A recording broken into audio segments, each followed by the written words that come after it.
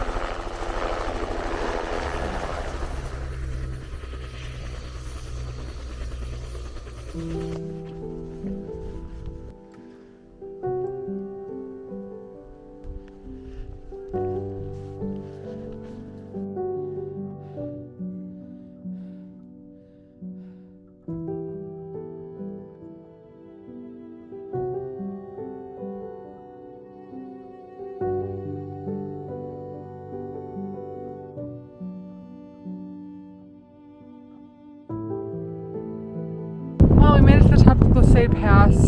Now comes the hard part, getting down.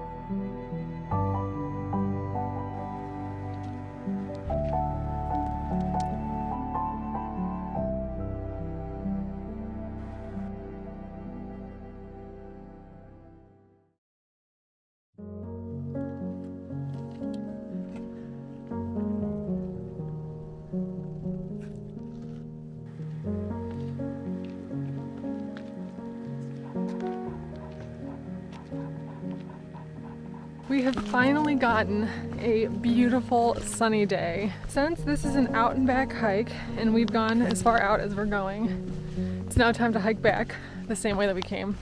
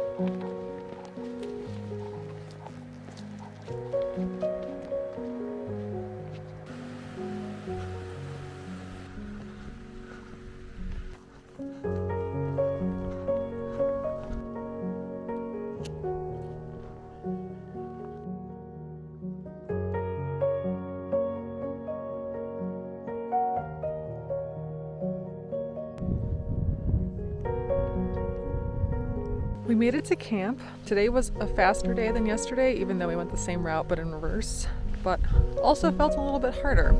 I think going over Glissade Pass from Grizzly to Divide is an easier way of going. Anyways, now I'm just gonna have a chill night for the rest of the night. Good morning. We are just packing up and getting ready to head out. Unfortunately, it seems like the rain has moved in a little earlier than we expected, so I think it's gonna just try to be a rush back to the trailhead.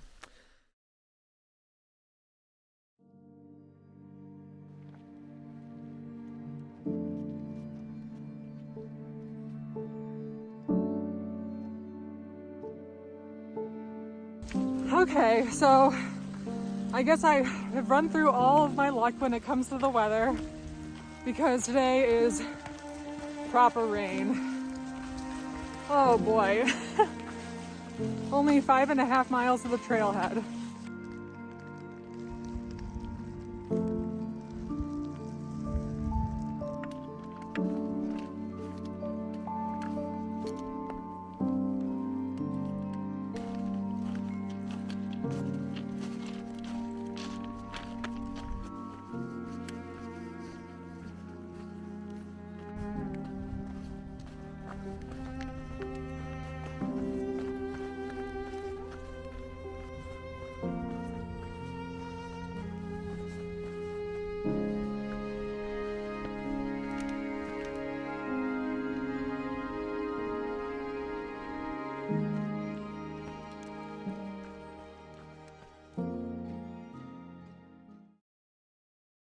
Okay, welcome back to my channel. Thank you so much for watching. This is now the part of the video where I tell you how you can also do the Tombstone mountain hike if you want. For those of you who are too impatient, my too long won't watch synopsis of this hike is: don't underestimate how difficult it is, don't bring a dog. Okay, let's dive right in. First things first, let's do a quick little overview of the Tombstones. So the Tombstone Mountains are an extremely remote mountain range located in northern Yukon, and they are often considered to be the Patagonia of North America. So you can do a cross-country hike through the Tombstone Mountains, but most people are going to go to one of the 3 backcountry campgrounds. There are tent pads, a cooking shelter, bear vaults, and also outhouses. Now, if you do follow this backcountry campground itinerary, the entire route out and back is approximately 27 miles, which doesn't sound like a lot, but you should plan on spending at least 2 or 3 nights back there. I'll get into why as I continue this overview, but really don't try and rush this. Okay, so now let me get into a little bit of how this hike looks. So like I said, it's approximately 27 miles out and back. I think my watch, I was running the GPS on my watch and I think it actually got closer to 30 miles, but I think, 27, 30 miles, that's pretty close. Because there are the 3 campsites, I think you can really reasonably break this hike into 3 sections. The trailhead to Grizzly Lake, that is the first section. Okay, so the second section of the hike will be from Grizzly Lake to Divide Lake, and it is on this section that you will encounter the crux of the hike, Glissade Pass. Then finally the last section would be Divide Lake to Talus Lake. This is the nicest trail. It's probably like the most similar in terms of trail quality to anything I've ever seen in the Sierra Nevada. It's really fast and really nice, and it's also the most scenic part of the entire trail. So when you're walking from Divide to Talus, it is just non-stop amazing views the entire way. Then, of course, you go back out the way you came in, so it's the same thing, just in the opposite direction. Going out is a little bit easier because you end lower than you begin, but I still don't think it would be wise to underestimate the difficulty of this trail.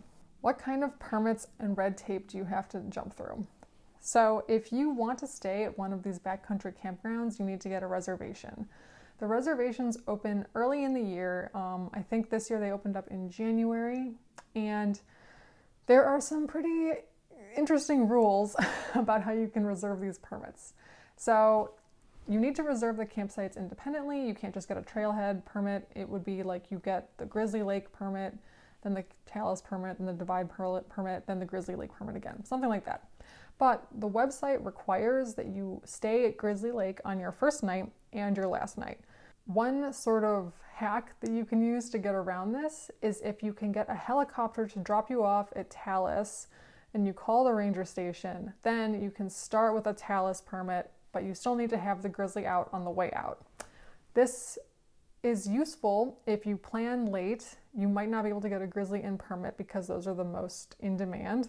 But I do think it is worthwhile waiting a little bit because sometimes there are cancellations and you should be able to get a permit last minute. While the helicopter thing sounds great in theory because then you only have to walk one way, I really would recommend trying to start from the trailhead, even if you want to get a helicopter out, just because the trail is going to be much more scenic coming into the Tombstone Mountains rather than coming out. Since we walked in and out, we saw it from both ways, and just the views walking in were out of this world spectacular. Okay, so once you have your reservation, you need to go pick up your permit either the day of or the day before from the Tombstone Interpretive Center. You need to have this permit tied up on your tent on the outside because there might be a ranger who will check it.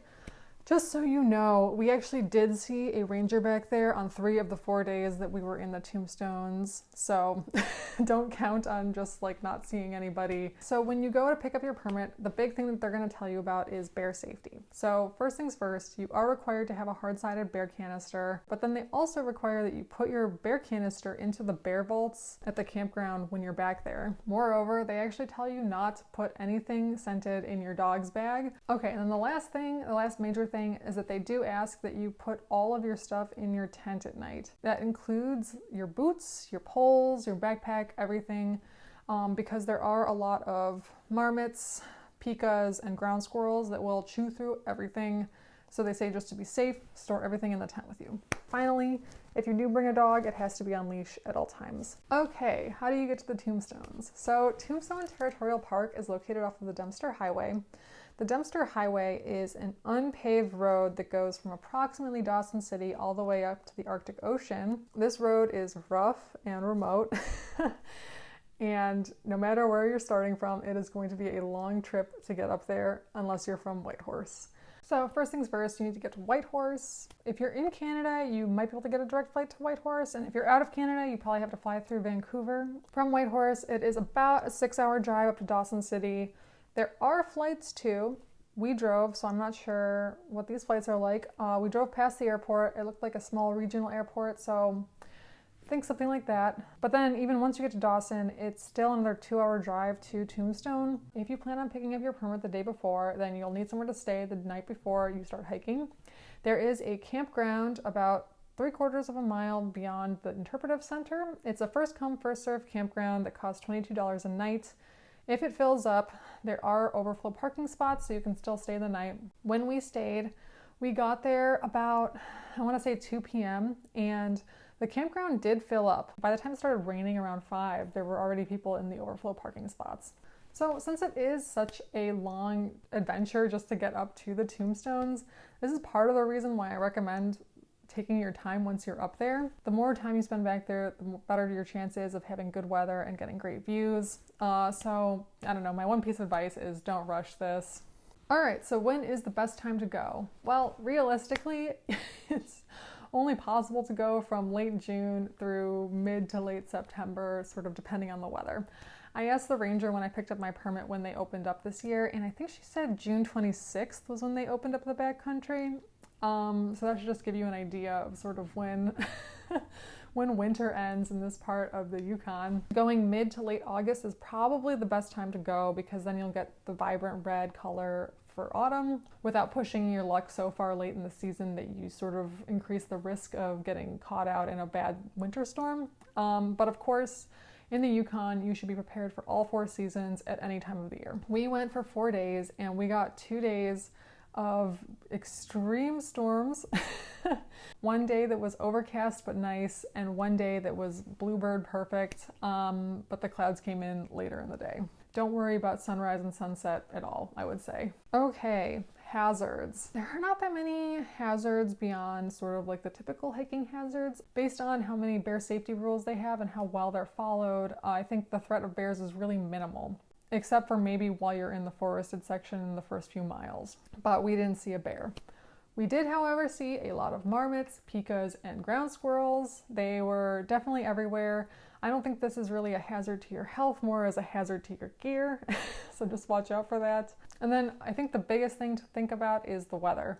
Like I said, you have to be ready for all 4 seasons, any time of the year. Don't be surprised if you see snow, but I think even more importantly, don't find yourself caught up crossing the pass or on the ridge walk when there is treacherous weather. Okay, and then in terms of what to bring, I think the list would be pretty similar to anything that you would bring on a normal hiking trip. I think my one piece of advice here, so in terms of rain gear, I didn't bring a bag liner. Usually I wrap all my stuff in a trash bag, but I didn't do that this time, and that was dumb. I did have a bag cover, which did a pretty good job of keeping my bag dry. And then also I didn't have a raincoat or a shell. I just had a down jacket and a poncho, and that was also pretty stupid. I would say I got lucky that I wasn't just soaking wet the entire time. We did bring a dog. He was a total trooper. I think this was much harder than I was expecting. I had read beforehand that people bring dogs and there's lots of dogs on the trail, but we actually didn't see that many dogs. We saw, I think, 2 other dogs over the 4 days we were back there. Still, I don't think I would recommend bringing a dog unless you have, like, you know, the kind of dog that you know is great at hiking. Just leave your dog at home. Find someone in Whitehorse who can watch the dog if you're driving around with your dog in Canada. Yeah, anyways, that is sort of a wrap up on the Tombstones. This was really a dream trip of mine for a long time, and it really did sort of fulfill all my hopes and dreams. All right, well, thank you so much for watching. I will see you in the next one.